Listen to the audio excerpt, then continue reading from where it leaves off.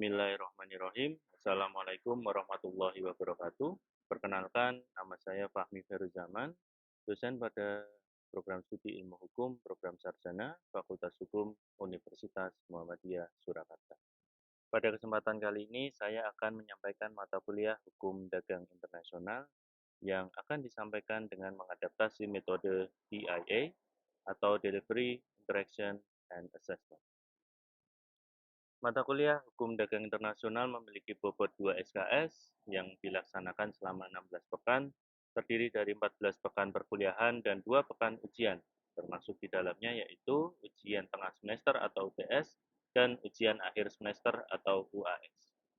Mata kuliah ini mendiskusikan tentang konsep dasar, dokumen-dokumen yang diperlukan, serta perjanjian internasional dalam perdagangan internasional, sehingga mahasiswa mampu memutuskan dasar dan prosedur yang tepat untuk menyelesaikan suatu sengketa perdagangan internasional. Capaian pembelajaran yang diharapkan dari mata kuliah ini yang pertama, mahasiswa mampu menilai mengenai pengertian, teori-teori, dan sumber hukum dalam perdagangan internasional. Yang kedua, mahasiswa mampu mengintegrasikan Incoterm, kontrak dagang, dan letter of credit yang digunakan dalam transaksi perdagangan internasional. Yang ketiga, mahasiswa mampu menyatakan pendapat berkaitan dengan perjanjian internasional yang tepat untuk menyelesaikan sengketa perdagangan internasional dalam kerangka WTO. Yang keempat, mahasiswa mampu memutuskan prosedur penyelesaian sengketa dalam suatu perkara perdagangan internasional. Selanjutnya berkaitan dengan materi pembelajaran mata kuliah ini terdiri dari yang pertama, yaitu pengertian, ruang lingkup, prinsip dasar, dan teori-teori dalam hukum dagang internasional. Yang kedua, sumber hukum, potensi hambatan, dan dampak dari perdagangan internasional. Yang ketiga, Incoterms dan Letter of Credit.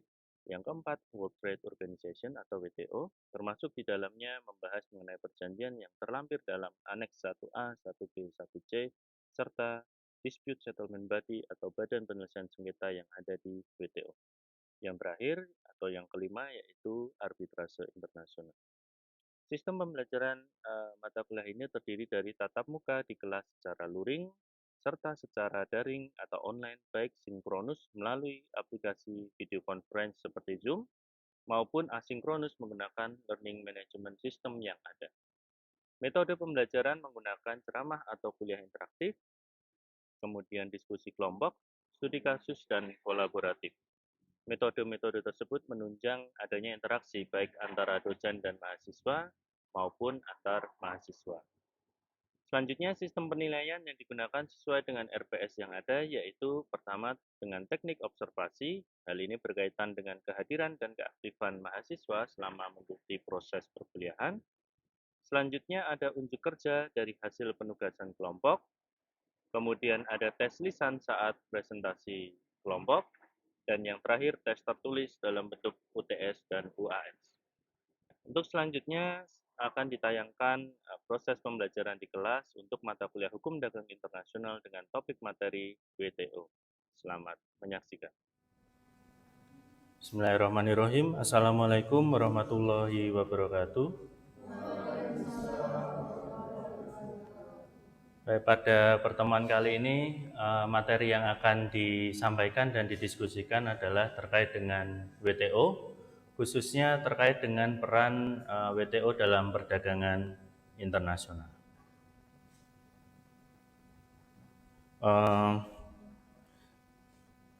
Selanjutnya, kita akan mulai membahas terlebih dahulu terkait dengan organisasi internasional secara umum, ya. Jadi WTO itu termasuk sebagai salah satu organisasi internasional. Ya. Seperti yang bisa dilihat di layar, ada beberapa klasifikasi terkait dengan organisasi internasional. Yang pertama adalah global membership dan general purpose. Maksudnya apa? Global membership berarti keanggotaannya itu secara umum, luas, global, dan tujuannya umum. Contohnya apa? PBB.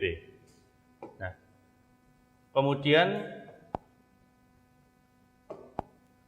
Kalau yang kedua ada global membership dan atau unlimited purpose. Ini membershipnya atau keanggotaannya itu buat umum secara luas untuk seluruh negara yang ada, tapi punya tujuan yang terbatas atau khusus.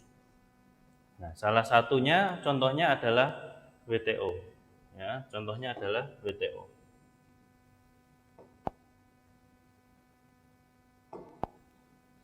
Contohnya WTO.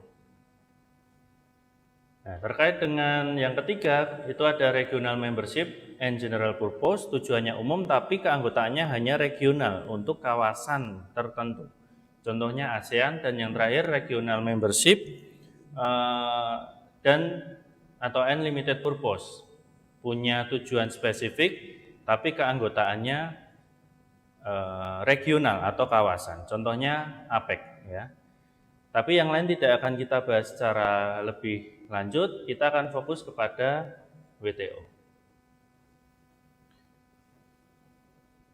Selanjutnya, apa yang dimaksud dengan WTO? WTO atau kepanjangannya adalah World Trade Organization, merupakan suatu organisasi perdagangan dunia yang menaungi negara-negara yang ada di seluruh dunia ini.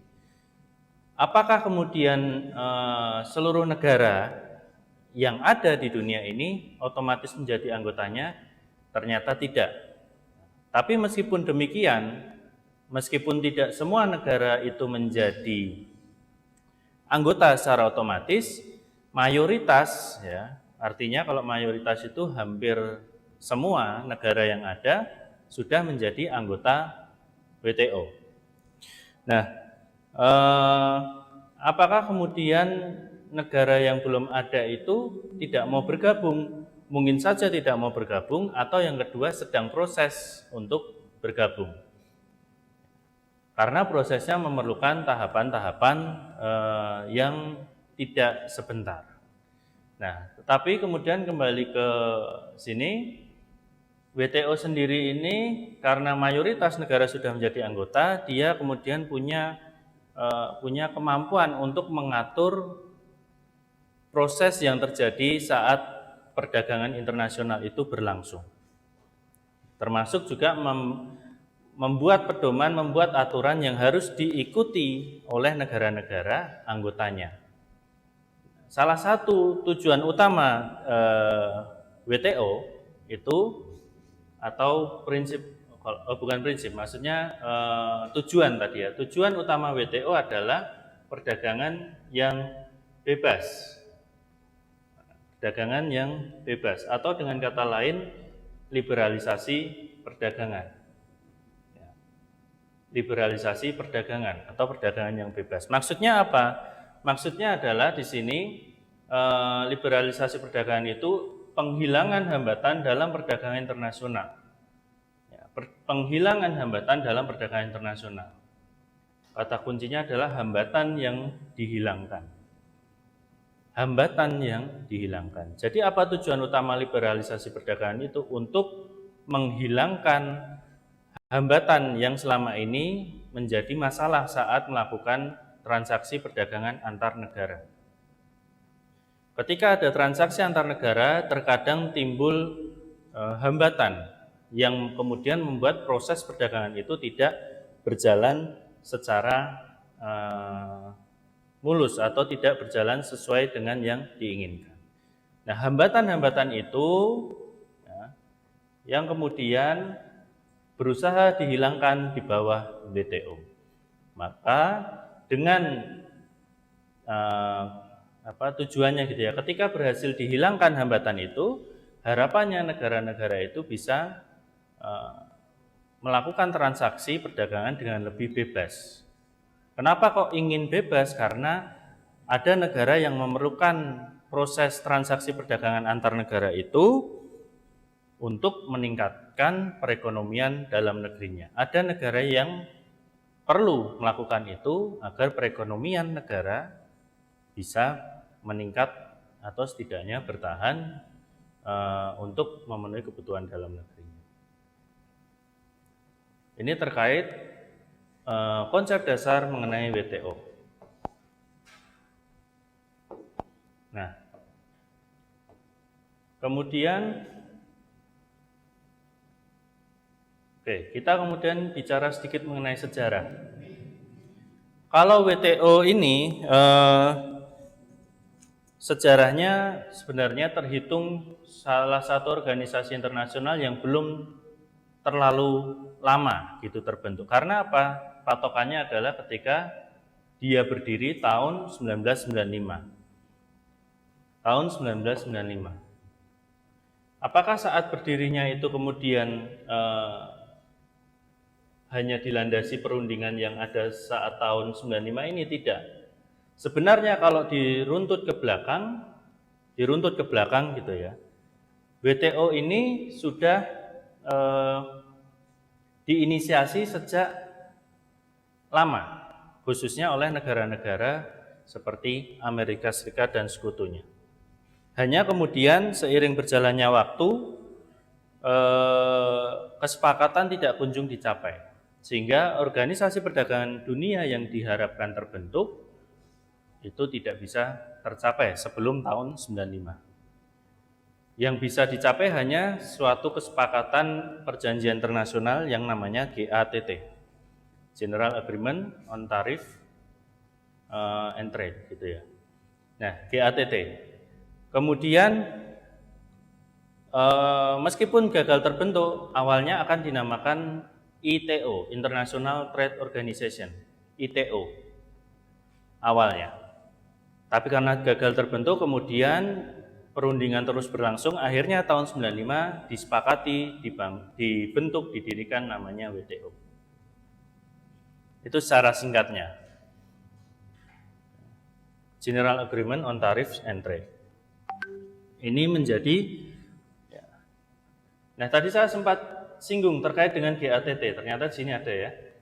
Nah, GATT ini meskipun telah disepakati sebelum adanya WTO, tetapi bagaimanapun dia ini bukan suatu organisasi internasional itu sendiri.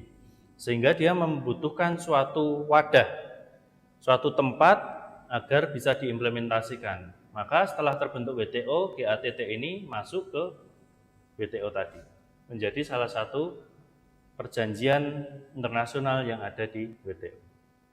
Nah, kemudian kita lanjut terkait dengan prinsip pembentukan dan dasar WTO. Prinsip pembentukan dan dasar WTO itu didasari oleh prinsip yang utama sebenarnya non-diskriminasi. Non-diskriminasi. Yang kemudian nanti dituangkan dalam pasal-pasal yang ada di GATT, antara lain ada namanya Most Favored Nation, dan nanti ada namanya National Treatment. Apa itu MFN? Apa itu National Treatment? Oke. Saya akan jelaskan secara singkat ya. MFN. MFN ini tadi kepanjangannya Most Favored Nation ya. MFN ini dimuat dalam pasal 1 GATT. Pasal 1 GATT. Isinya apa? Intinya adalah dia mewajibkan bahwa semua negara ini khususnya anggota WTO ya. Semua negara harus diperlakukan atas dasar yang sama. Semua negara harus diperlakukan atas dasar yang sama dan semua negara menikmati keuntungan dari suatu kebijaksanaan perdagangan yang sama. Artinya apa? Ketika suatu negara memberikan kebijakan untuk negara, misalnya ada negara A memberikan kebijakan bahwa produk yang masuk, misalnya produk motor yang masuk dari Jepang itu diberikan biaya masuk yang ringan atau mungkin pajak yang ringan. Ketika masuk dia diberikan biaya itu tagihannya ringan. Kemudian ada motor dari negara lain, misal katakanlah dari Cina.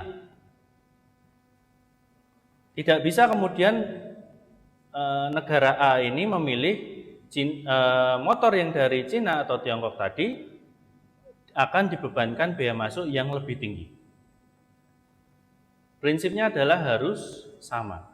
Kalau kemudian tarifnya untuk Jepang itu misalnya 10%, untuk Tiongkok 10%, untuk negara lain juga 10% untuk produk yang sama.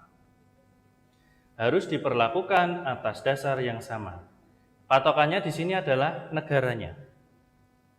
Nggak boleh negara yang satu diperlakukan beda terhadap negara yang lain. Ini untuk MFN. Kemudian yang kedua, terkait national treatment, ini ada di pasal 3 GATT. Intinya adalah di sini produk, ya. Kalau di sini patokannya produk dari suatu negara yang diimpor ke dalam negara lain harus diperlakukan sama seperti produk dalam negeri. Nah, kalau tadi patokannya MFN itu negara A, B, C, D nggak boleh diperlakukan berbeda, harus sama, tidak boleh diskriminasi. Kalau national treatment, patokannya adalah produknya. Produk dari luar tidak boleh diperlakukan beda dibandingkan produk dalam negeri. Kalau yang tadi sekali lagi, MFN itu kata kuncinya adalah negaranya, negara A, B, C, D tidak boleh diperlakukan berbeda. Kalau ini produknya, produk luar negeri dan dalam negeri harus diperlakukan sama. Gitu ya.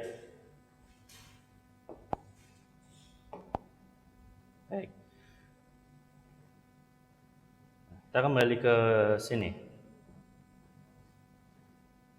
Tadi sempat dibahas terkait dengan prinsip WTO, ya, non-diskriminasi. Ini menjadi prinsip utama yang ada di WTO. Tidak boleh ada diskriminasi, tidak boleh membedakan negara anggota yang satu dengan negara anggota yang lain, tidak boleh membedakan produk luar negeri dengan produk dalam negeri. Itu ya.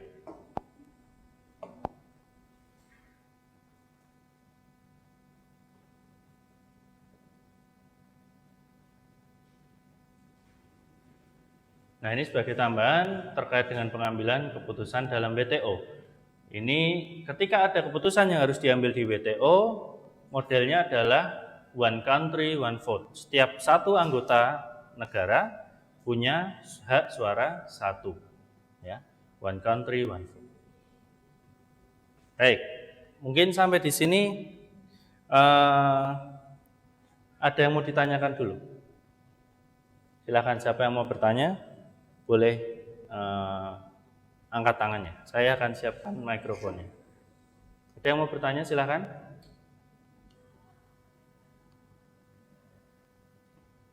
Silakan. Ada? Oke, yang pertama, Mas, sebutkan nama dan NIM. Langsung aja, nggak apa-apa. Nama saya Ardian. NIM C100210153. 153, oke. Silakan. Saya mau bertanya, Pak, apakah hasil putusan WTO bisa dieksekusi langsung oleh WTO? Putusan WTO apakah bisa dieksekusi langsung oleh WTO? Baik. Akan saya bahas terlebih dahulu terkait dengan mekanisme penyelesaian sengketanya. Nah, kemudian tadi kan pertanyaannya kalau ada sengketa, apakah kemudian bisa diselesaikan oleh WTO dan apakah bisa dieksekusi oleh WTO, gitu ya.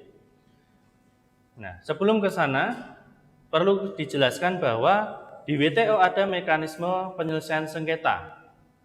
Ada mekanisme penyelesaian sengketa yang kemudian dijalankan oleh namanya Badan Penyelesaian Sengketa WTO. Atau dalam bahasa Inggrisnya Dispute Settlement Body, singkatannya DSB. Nanti untuk selanjutnya akan saya sebut sebagai DSB. Dia artinya berarti Badan Penyelesaian Sengketa WTO. Nah, DSB ini menjadi satu-satunya badan di WTO yang punya otoritas membentuk panel. Panel itu apa? Panel itu kalau di pengadilan Indonesia seperti majelis hakimnya. Ya. Ketika sudah dibentuk, ya nanti akan ada proses penyelesaian sengketanya. Mulai dari konsultasi itu ibarat mediasinya. Konsultasi kalau tidak bisa diselesaikan sengketanya, maka bisa dilanjutkan ke proses istilahnya persidangannya, gitu ya. akan ada panel ya yang menjadi majelis hakimnya, akan ada negara yang menggugat, ada negara yang digugat. Nanti di situ akan beradu argumen dan bukti. Nah, ketika kemudian negara yang digugat itu dinyatakan kalah misalnya, ya, dinyatakan kalah misalnya, panel akan memberikan rekomendasi untuk negara yang kalah tadi agar menyesuaikan tindakan atau pelanggaran yang dia lakukan agar kemudian sesuai dengan aturan yang ada. Secara ringkasnya seperti itu.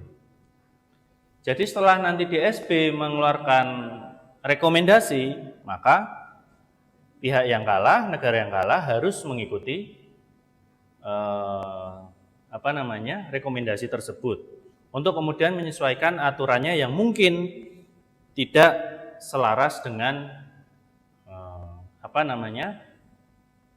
aturan yang ada di WTO dan terbukti melanggar ketentuan yang ada di WTO. Nah, ini secara singkatnya. Nanti apakah kemudian kalau tidak dilaksanakan itu bisa dieksekusi, kalau misalnya pihak yang menggugat malah kalah, ya ditolak misalnya gugatannya, itu bisa banding enggak? Jawabannya ada mekanisme bandingnya, kurang lebih mirip dengan yang pertama tadi. Kemudian kalau pihak yang kalah, tergugatnya kalah itu tidak mau menjalankan putusan, apakah kemudian bisa dieksekusi gitu ya? Jawabannya adalah WTO tidak punya suatu organ yang bisa mengeksekusi. Seperti mungkin di pengadilan Indonesia ada mungkin jurusita gitu ya, dari pengadilan. WTO tidak ada. Karena apa? Nanti kalau kemudian dibentuk seperti itu, kemudian WTO masuk ke suatu negara untuk mengeksekusi misalnya hal-hal yang diperlukan, ini akan berseberangan dengan prinsip kedaulatan. Harap diingat lagi, hukum internasional prinsip dasarnya ada, salah satunya kedaulatan negara. Nah, kalau kemudian ada pihak lain tanpa izin dari negara tersebut masuk, bisa terjadi masalah kedaulatan. Nah, bagaimana caranya kemudian WTO bisa memberikan tekanan, termasuk negara yang dinyatakan menang, itu memberi tekanan pada pihak yang kalah untuk melaksanakan eksekusi? Ada langkah terakhir namanya retaliasi. Nah, retaliasi ini dilakukan apabila kemudian hal-hal yang sudah sesuai prosedur lainnya sebelumnya tidak bisa terlaksana dengan baik. Retaliasi itu apa? Dalam bahasa Indonesianya paling mudah diterjemahkan sebagai pembalasan. Pembalasan. Apa saja macamnya? Macamnya yang pertama ada parallel retaliation, ada cross sector retaliation, dan yang ketiga cross agreement retaliation. Yang pertama ini berkaitan dengan pembalasan dilakukan dalam sektor perdagangan yang sama. Ya. Contohnya apa? Kalau kemudian yang disengketakan itu sektor perdagangan kertas misalnya, nanti pembalasannya juga harus di sektor perdagangan kertas. Misal ada tindakan dumping, ada Korea melakukan dumping kertas ke Indonesia. Dumping itu menjual suatu produk dengan nilai yang lebih rendah. Korea terbukti bersalah melakukan dumping di pasar Indonesia. Kalau Korea tidak mau melaksanakan dan sudah ada rekomendasi DSB tadi, kemudian Indonesia bisa mengajukan permohonan untuk melakukan retaliasi. Yang pertama dimulai dari parallel retaliation. Indonesia kemudian bisa misalnya memberikan sanksi biaya masuk yang tinggi untuk produk kertas dari Korea, ya, produk kertas, sektor perdagangan yang sama-sama di sektor yang berkaitan. Kalau tadi kertas ya berarti mungkin sanksinya terkait dengan kertas juga. Yang kedua cross sektor, kalau yang pertama nggak berhasil, masih saja tidak mau melaksanakan, baru yang kedua boleh dilakukan. Ini retaliasinya dilakukan dalam sektor berbeda tapi masih dalam perjanjian yang sama. Perjanjian yang mana? Perjanjian yang ada di WTO. Di WTO kan nanti mungkin di pertemuan selanjutnya kita akan bahas terkait dengan perjanjian yang ada. Ada perjanjian anti dumping, ada GATS, ada TRIPS terkait dengan hak kekayaan intelektual dan lain sebagainya. Meskipun sektornya agak berbeda atau produk yang diberikan sanksi agak berbeda, yang penting masih dalam perjanjian yang sama. Ya, kuncinya di perjanjian yang sama. Nah, kalau ini tidak berhasil juga, baru yang terakhir cross agreement retaliation. Jadi yang sektor berbeda dan dalam perjanjian yang berbeda. Ya, cross sektor. Ini untuk jawabannya. Ada tambahan, Mas? Cukup? Baik. Nah, kemudian mungkin untuk mengecek gitu ya pemahaman terkait yang awal, saya akan memberikan sedikit pertanyaan. Tadi kita sudah membahas secara umum mengenai WTO dan perannya, ya, WTO dan perannya. Yang pertama adalah pertanyaannya, apa yang kalian pahami mengenai WTO? Mungkin ada salah satu yang mau menjawab? Kalau tadi udah masnya, mungkin mbaknya sekarang. Yang mau menjawab, apa yang kalian pahami tentang WTO? Apa mbak yang kamu pahami? Apa mbak? Diulangi. Organisasi internasional dalam bidang perdagangan bebas. Organisasi internasional dalam bidang perdagangan bebas. Baik. Kemudian di WTO sendiri tadi sudah dijelaskan bertujuan untuk mengarahkan proses perdagangan itu kepada perdagangan yang bebas atau liberalisasi perdagangan. Ya. Apa yang kalian pahami terkait dengan liberalisasi perdagangan? Ada yang mau menjawab mungkin? Apa itu liberalisasi perdagangan? Mungkin masnya? Apa yang kamu pahami, Mas? Yang saya pahami dari liberalisasi perdagangan itu adalah penghilangan segala macam hambatan dalam perdagangan internasional. Ya, penghilangan segala macam hambatan yang ada dalam perdagangan internasional. Ya, kata kuncinya tadi sekali lagi penghilangan hambatan ya, yang ada di perdagangan internasional. Kemudian mungkin satu lagi, tadi sempat disebut prinsip utama yaitu terkait dengan non-diskriminasi. Tadi sempat saya singgung setidaknya ada dua prinsip besar terkait dengan non-diskriminasi, ada MFN, ada national treatment. Ya, mungkin satu-satu. Apa itu MFN, apa itu national treatment? Ada yang mau menjawab? Most favored nation tadi apa? Tadi damasnya mungkin mbaknya. MFN itu apa mbak yang kamu paham? MFN itu isinya berupa wajib semua negara harus diperlakukan atas dasar yang sama dan semua warga negara menikmati keuntungan dari suatu kebijakan dari kebijaksanaan perdagangan. Oke, kata kuncinya ada di negara. Semua negara mendapatkan perlakuan yang sama. Tadi kalau yang satunya national treatment, mungkin apa Mas kalau national treatment Mas? National treatment merupakan prinsip yang mengharuskan anggota agar tidak melakukan diskriminasi antara impor dan produk domestik yang serupa di bawah norma perlakuan nasional. Tidak membedakan produk ini berasal dari mana, kuncinya itu ya. Baik, mungkin sekian dulu perkuliahan hari ini. Nanti materi seperti biasa akan diunggah di LMS, Learning Management System yang kita miliki di UMS yaitu SPADA ya. Dan juga apabila ada pertanyaan bisa disampaikan melalui forum yang ada di LMS tersebut atau di pertemuan yang mendatang. Terima kasih atas kehadirannya. Wabillahi taufiq wal hidayah. Wassalamualaikum warahmatullahi wabarakatuh.